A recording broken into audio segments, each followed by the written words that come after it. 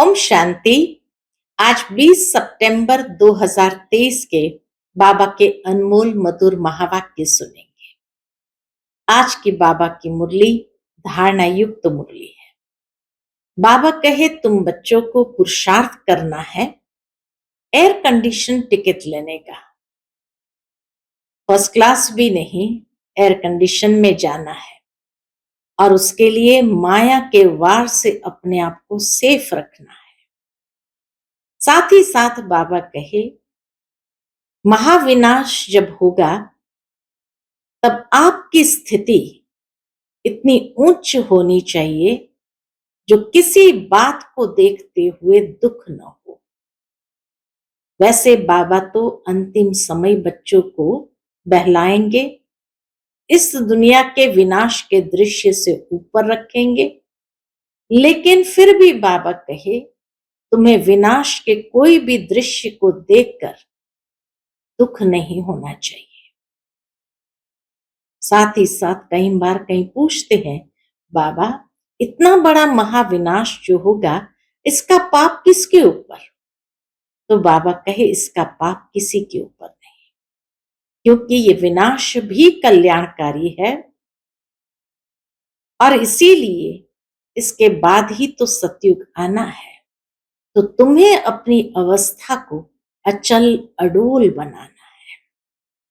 तो सुनते हैं आज के बाबा के अनमोल मधुर महावाक्य। ओम शांति। मीठे बच्चे, तुम्हें पुरुषार्थ कर एयर कंडीशन की टिकट खरीद करनी है। एयर कंडीशन टिकट लेना अर्थात माया की गर्म हवा अथवा वार से सेफ रहना। आज की मुरली से प्रश्न है, तुम बच्चों को महाविनाश का दुख होगा या नहीं? इसका पाप किस पर चढ़ता है? उत्तर है, तुम्हें इस महाविनाश का दुख हो नहीं सकता। क्यों? क्योंकि तुम तो फरिश्ता बनते हो। तुमको नॉलेज है कि अब सभी आत्माओं को मच्छर सदृश वापस घर जाना है। तुम्हें किसी की मौत पर दुख नहीं होता, क्योंकि तुम साक्षी हो, देखते हो, तुम जानते हो आत्मा तो सदा अमर है। इस विनाश का पाप किसी पर नहीं लगता। यह तो जैसे लड़ाई का यज्ञ रचा हुआ है, सभी लड़ मरकर घर वापस जाएंगे। यह भी ड्रामा की भावी है। आज की मुरली से पहले गीत बजा है, महफिल में जल उठी शमा परवानों के लिए। ओम शांति। बच्चों ने एक लाइन गीत की सुनी। ये महफिल है किसकी? ज्ञान सागर की, जिसको फिर मनुष्य इंद्र की महफिल कहते हैं। इंद्र सभा। बहुत मनुष्य समझते हैं इंद्र पानी की वर्षा बरसाते हैं। बच्चे समझते हैं ये ज्ञान सागर परमपिता परमात्मा की सभा है। इसमें परवाने बैठे हैं, जीते जी इनके बन जाते, अर्थात इस दुनिया से मर जाने के लिए, क्योंकि जीव आत्माओं को यह पुरानी दुनिया पसंद नहीं है। इसमें सब एक दो से लड़ते रहते हैं। बाप कहते हैं मैं स्वर्ग स्थापन करता हूं, तो बच्चों में भी नंबरवार है। कोई पुखराज परी, कोई नीलम परी। हाँ, इंद्र सभा की बात आई तो इंद्र सभा में ये अलग अलग परियों के नाम, कोई पुखराज परी, कोई नीलम परी, नाम तो बहुत है। ये भेंट की हुई है। कोई बच्चे अच्छे सेंसिबल बन औरों की सर्विस में लग जाते हैं। सर्विस पर भी तत्पर कौन होंगे? जो क्षमा पर पूरा फिदा हुए होंगे। सर्विस पर तत्पर कौन होंगे? जो क्षमा पर पूरा फिदा हुए होंगे। ये बहुत बड़ी महफिल है। तुम जानते हो बाबा आत्माओं की महफिल में आया हुआ है, परंतु इनको तो अच्छी रीति जानते हैं। वह इनके सन्मुख प्रैक्टिकल में है। इस समय कोटों में कोई ही जानते हैं। जो परवाने हैं वही जानेंगे। जो फिदा हो जाते हैं बाबा के बन जाते हैं। यह तो समझाया गया है। यह है जीते जी मरना। फिदा होना अर्थात जीते जी मरना। बाबा, मैं आपका हूं। पहले हम आपके पास अशरीरी रहते हैं, फिर यहाँ आकर शरीर लेते हैं। बच्चों को जो भी ज्ञान मिलता है वह और कोई दे नहीं सकता।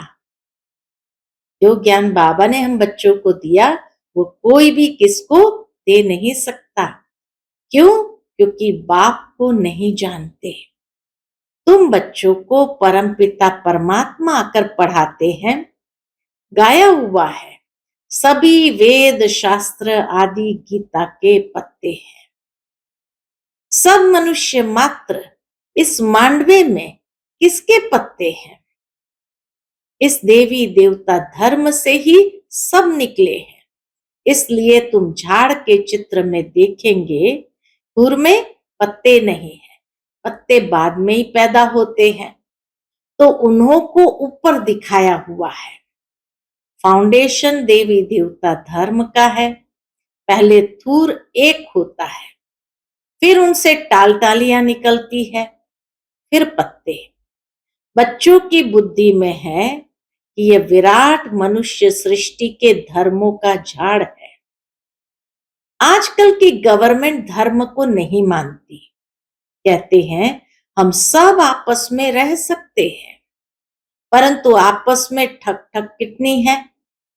लड़ाई आपस में चलती ही रहती है, जैसे कि लड़ाई का यज्ञ रचा हुआ है। कहां न कहां लड़ते झगड़ते रहते हैं। यह भी ड्रामा में नूंद है। युक्ति ऐसी करते हैं कि आपस में लड़ मरे। आगे हिंदुस्तान पाकिस्तान अलग अलग थोड़ी था, सब इकट्ठे थे। गवर्नमेंट भी मजबूत थी, आपस में कोई लड़ नहीं सकते थे, क्योंकि ऊपर में बड़े बड़े नवाब होते थे। जैसे अब सारी दुनिया के लिए यूएन आदि बड़ी बड़ी कमेटी है, परंतु इन सब के लिए धनी धूरी तो कोई है नहीं। दो टुकड़े हो गए हैं। दुख वृद्धि को पाता ही रहता है, एक दो को मारते ही रहते हैं। ड्रामा में देखो कैसा राज है। एक दो से लड़ेंगे तो बाप पर थोड़ी पाप लगेगा। हम साक्षी हो देखते हैं। तुम जानते हो सब लड़कर खत्म ही हो जाने वाले हैं। बाबा कहे ये सब जानते हैं कि सब लड़कर खत्म ही हो जाने वाले हैं। कोई बड़ा आदमी मर जाता है तो 8-10 रोज उसके लिए थोड़ा बहुत कार्यक्रम चलता है, हॉलीडे आदि करते हैं। तुम्हारे लिए तो कुछ नहीं है। तुम तो फरिश्ता बन रहे हो। तुमको विनाश का भी दुख नहीं होता, क्योंकि अब सतयुग में जाने की खुशी है। अब तो मच्छरों सदृश मरेंगे, फिर कौन किसको देखेंगे। यह राज तुम बच्चे ही जानते हो। नई दुनिया में रहने वाले तो बहुत फर्स्ट क्लास चाहिए। यहाँ कोई मरे तो तुमको थोड़ी दुख होगा। तुम तो साक्षी हो देखते हो। इसने जाकर दूसरा शरीर लिया अपना पाठ बजाने के लिए। तुम्हारे में भी सब निश्चय बुद्धि नहीं है। गृहस्थ व्यवहार में रहते पांव से चोटी तक अब खुशी का पारा चढ़ रहा है। फिर कोई का कम, कोई का जास्ती, कोई को फिर पाई का भी नहीं चढ़ता। पाई का भी नशा नहीं चढ़ता। जैसे आटे में नमक, उनको फीका ही कहेंगे। मालूम पड़ता है कि किन्हों को नारायणी नशा चढ़ता है। माता पिता की सर्विस करते हैं, ऐसे नहीं गृहस्थ व्यवहार में रह सर्विस नहीं कर सकते। वह तो और ही जास्ती सर्विस करेंगे। और ये जास्ती माँ बाप का नाम भी बाला करते हैं।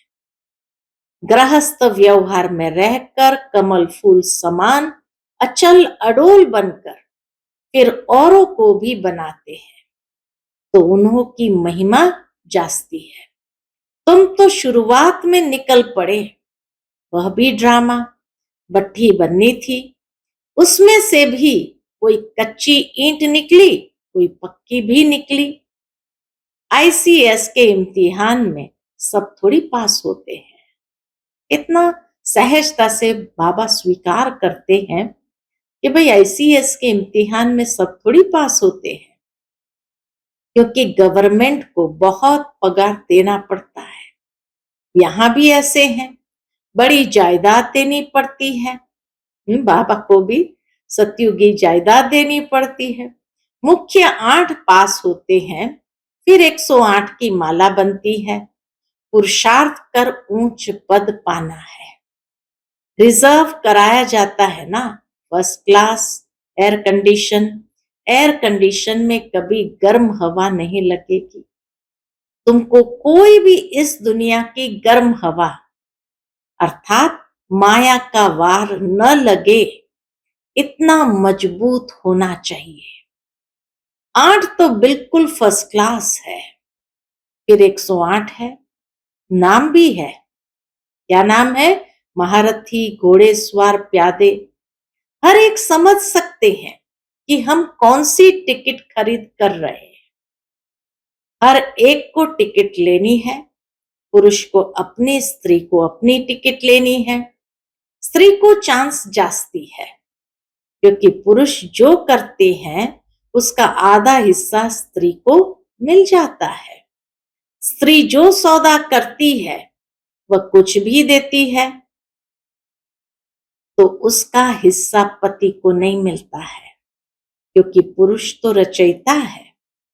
पैसे उनके हाथ में रहते हैं, वह जो करेगा उसका हिस्सा स्त्री को मिल जाता है।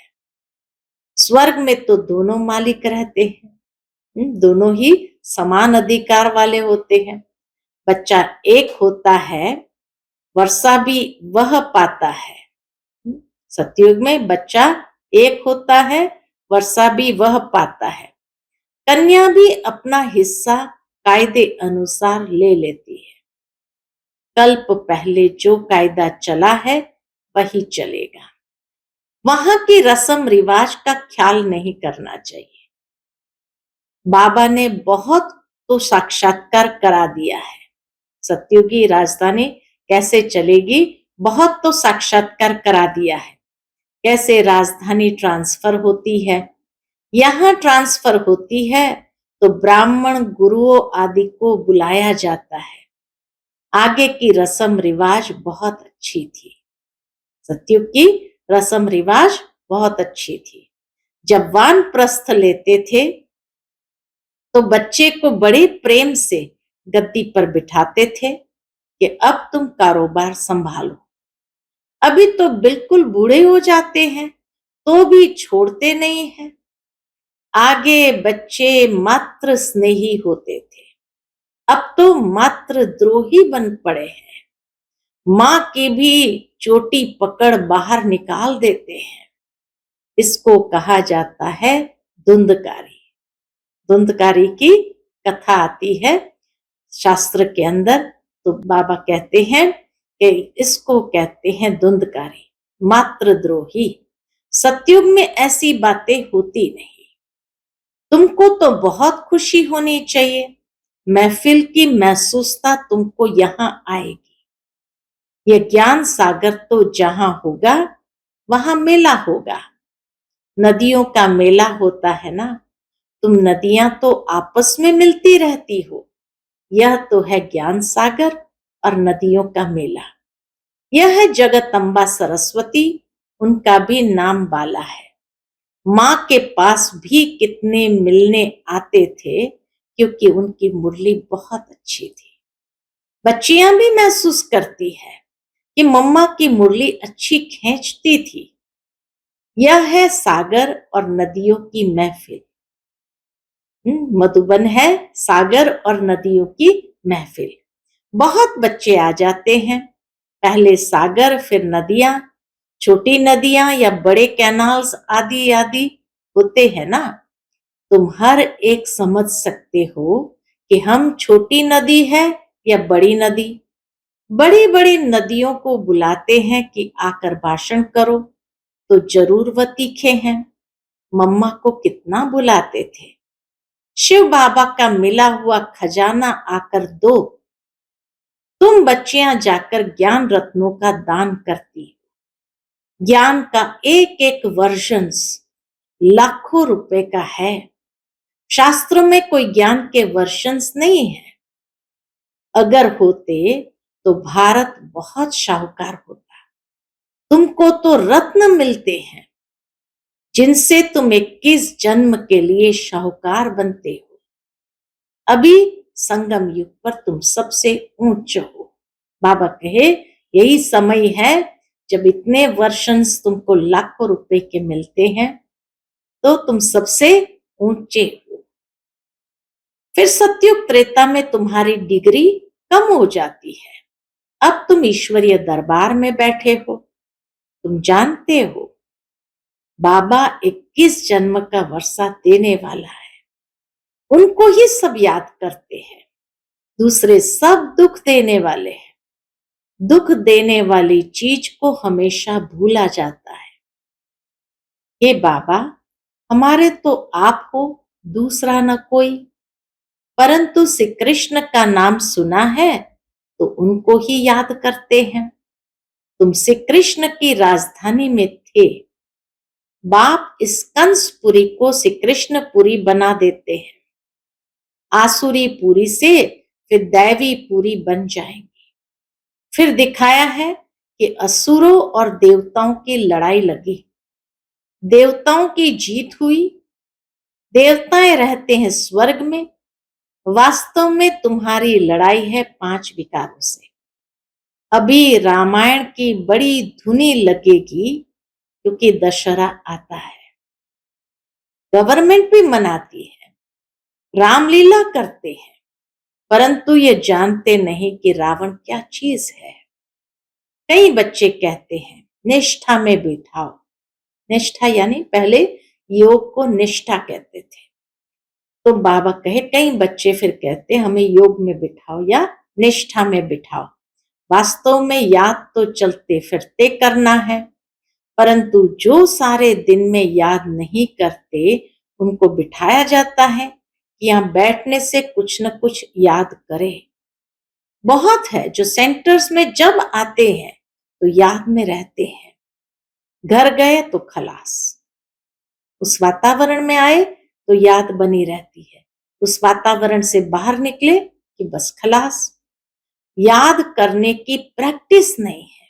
मेन बात बाबा बताते, याद करने का अभ्यास नहीं है, इसलिए बुद्धि और तरफ भटकती रहती है।